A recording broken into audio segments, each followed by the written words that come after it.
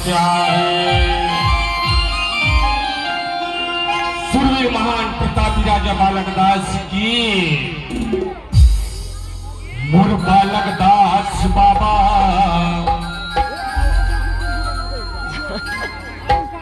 सिर में बांधे सादा पागा तोर हाथी के सवारी पिताजी कहाँ से?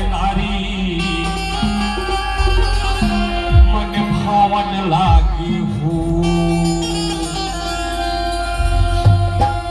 मोर बालकदास बाबा सिर बांधे सादा पागा तोर हाथी के सवारी मन भावन लागी हो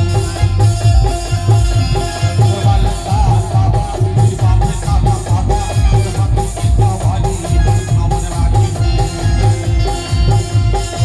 हो पिता के